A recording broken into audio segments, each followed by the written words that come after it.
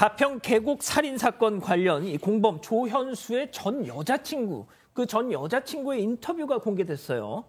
네, 그렇습니다. 한 인터넷 방송에서 예전에 찍은 2020년 말에 찍은 영상인데 최근 공개를 했습니다. 왜냐하면 당시엔 검찰 수사가 진행되고 있었기 때문에 여러 가지 상황을 고려해서 공개할 수 없었지만 공개 수배된 이후에 공개한다고 밝혔습니다. 그래서 그 내용을 살펴보면요. 조현수의 전 여자친구였습니다. 2019년 당시에는 여자친구였고요.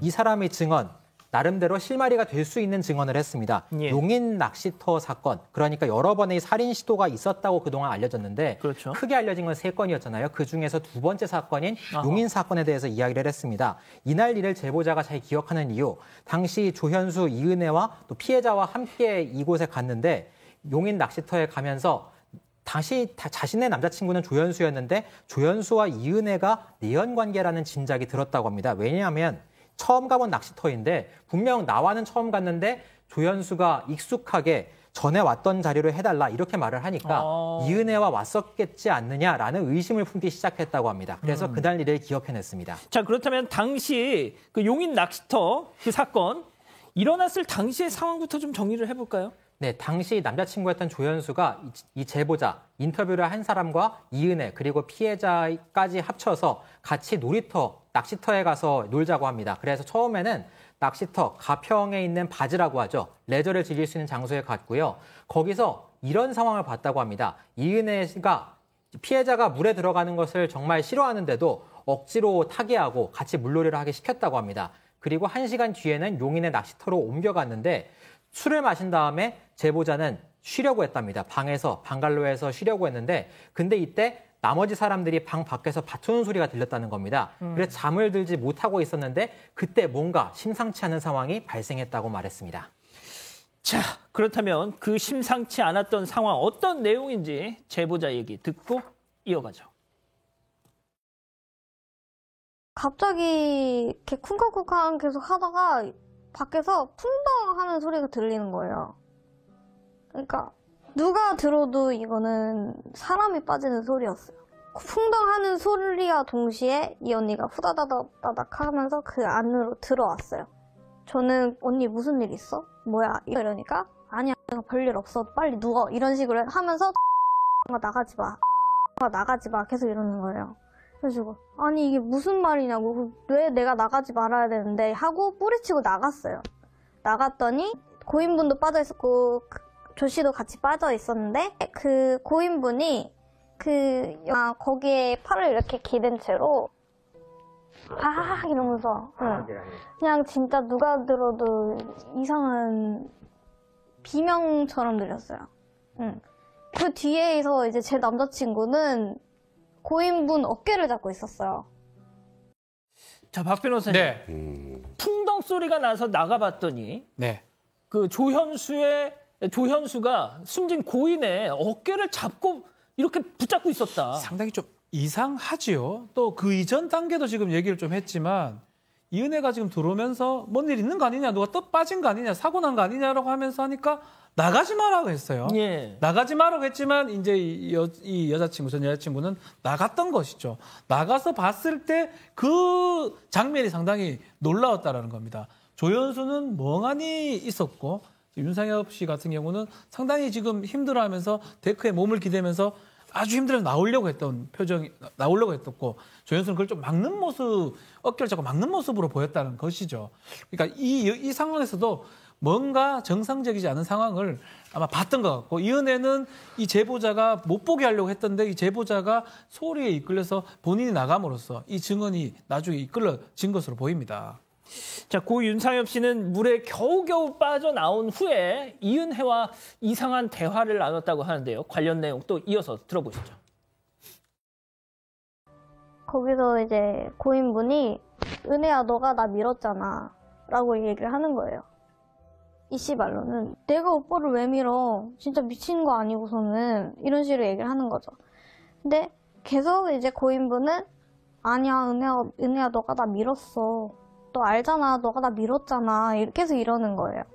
그래서 또 옆에서 그 이 씨는 야, 오빠 진짜 미친 거 아니냐 내가 오빠 죽이려고 했네 내가 아주 나쁜 그 얘기도 나왔었어. 전에 타이어 빵꾸 낸 것도 나고 오빠 죽이려고 타이어 빵꾸 냈다며. 그거 나고 무슨 뭐 다 내가 오빠 죽이려고 했네. 이런 식으로 얘기를 하는 거예요.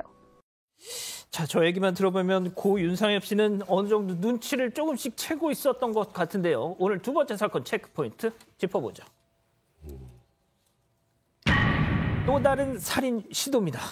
백 변호사님, 이거 무슨 내용이죠? 일단 고 윤상엽 씨 같은 경우 수영을 전혀 못한다 이렇게 알려져 있지 않습니까? 예. 그래서 지금 문제가 되고 있는 가평 계곡 사건에서도 수영을 못했던 고 윤상엽 씨를 이용한 것 아니냐 이런 얘기가 나오고 있는데 예. 지금 이 소위 낚시터 사건에서 계속 그 얘기를 하잖아요. 은혜야 네가 밀었잖아. 예. 이런 얘기를 했다고 해요. 그러면 고인을 이은혜 씨가 계속 밀었다면 수영을 못한다는 걸 알면서 예. 밤에 밀었다면 그것도 살인을 시도했다라고 충분히 볼 수 있는 상황인 것이고 그 과정에서 아까 제보자 얘기대로 둘 간에 약간의 일종의 말다툼 같은 게 있었는데 내가 오빠 죽이려고 밀었는데 타이어 펑크 낸 것도 나네 이런 얘기를 하지 않았습니까? 아마도 그 전에 뭔가 타이어 펑크가 나면서 사고가 있었던 것 같아요. 그것도 역시 이 고인이 이은혜를 좀 의심하고 있었던 상황이 아닌가. 그러니까 이런 시도들이 지속적으로 이어져 왔던 것이 아닌가. 예. 이렇게 충분히 의심할 만한 상황인 것 같습니다. 그 말자막 다시 한 번만 좀 띄워주실래요? 은혜야, 네가 나 밀었잖아, 그거요. 다시 한 번만. 예. 이게 약간 어감이 이런 겁니다. 윤상엽 씨가 은혜야, 네가 나 밀었잖아. 이렇게 진지하게 얘기를 하니까 이은혜는 그 남편의 얘기에 대해서 그래, 내가 오빠 죽이려고 밀었네.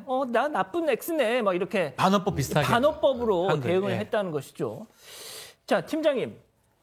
이거 지금 우리 가족 여러분들도 그렇고 너무 당장 방송을 하고 있는 저도 그렇고 지금 너무 소름이 끼쳐요. 그러니까요, 이제 그 객관적인 거 빼놓고 주변인들의 목격담을 들어보게 되면 확인해 봐게 되겠지만은 그 이은혜가 계속적으로 살인을 시도를 했던 거예요. 물론 미세 그쳤지만 그렇다고 한다면 이은혜가 사망하신 고인에 대해서 가스라이팅을 제대로 한 거예요.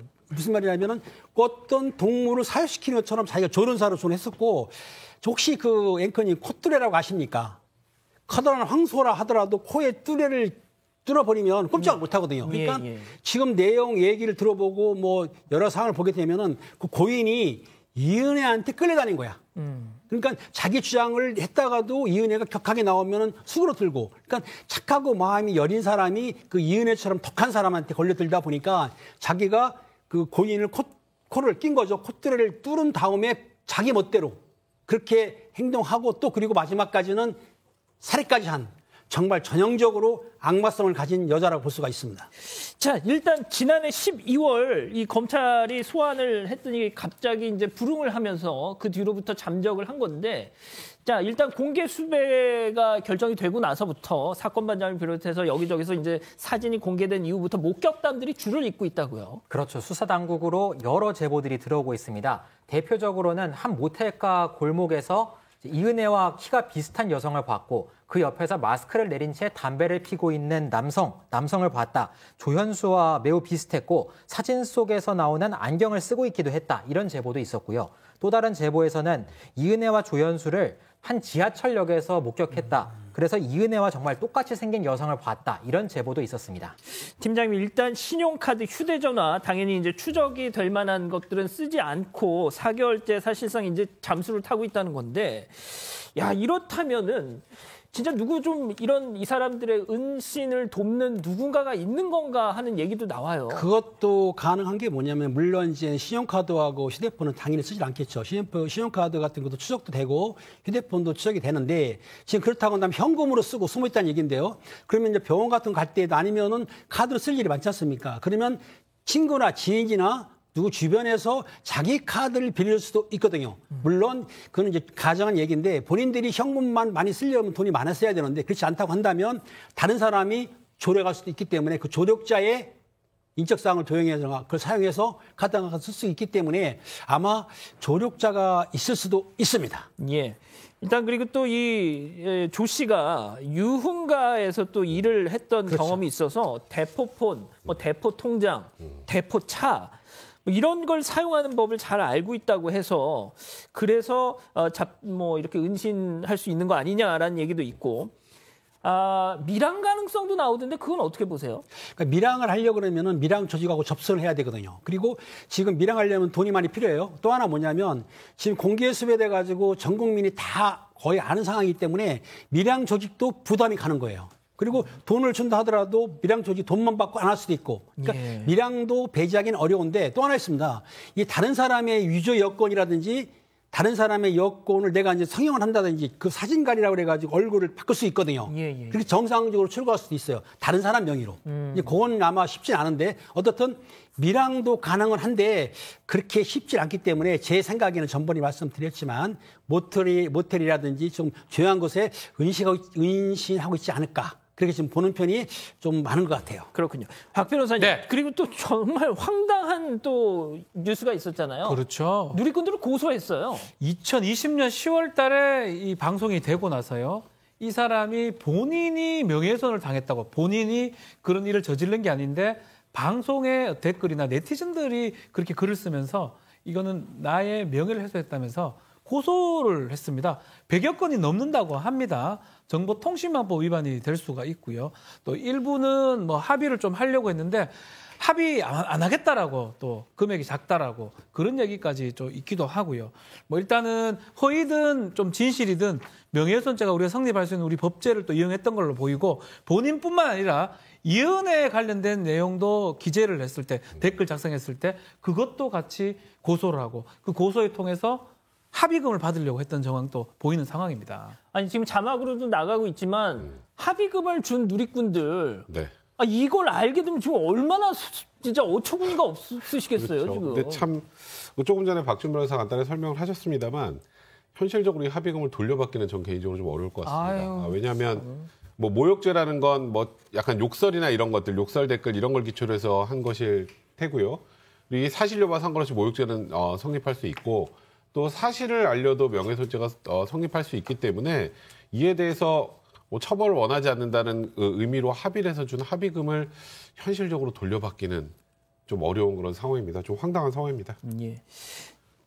저희가 이제 이은혜 사건 전하면서 그 공개 수배 결정이 내려지면서 이 사진을 공개를 했는데 경찰서에 가셔보시면 그 현상 수배 명단 같은 거 있지 않습니까? 저희가 정말 사건 반장에서 진짜 하고 싶은 게 바로 그런 경찰에서 현상 수배하고 있는 사람들의 사진 같은 걸 이제 이 시간을 통해서 이렇게 전하면서 좀 빨리 검거를 하고 싶은 그런 욕심이 정말 저희는 많은데요. 그거를 또 방송에서 공개를 하면은 또 안 됩니다. 예? 아니, 얼굴을 알아야 뭐 신고를 하든지 말든지 할 거 아니에요. 세상에. 예? 아니, 경찰에서 공개 수배 이렇게 현상을 붙여서 놓은 거는 그건 상관없고 그걸 방송에서 소개하면 안 된다. 진짜 저는 이런 소식을 전할 때마다 우리나라 법이 좀 뭔가 좀 이게 좀 악의가 안 맞는다라는 느낌을 지울 수가 없어요. 예. 아무튼 계속해서 이 내용 좀 전해드리기로 하죠.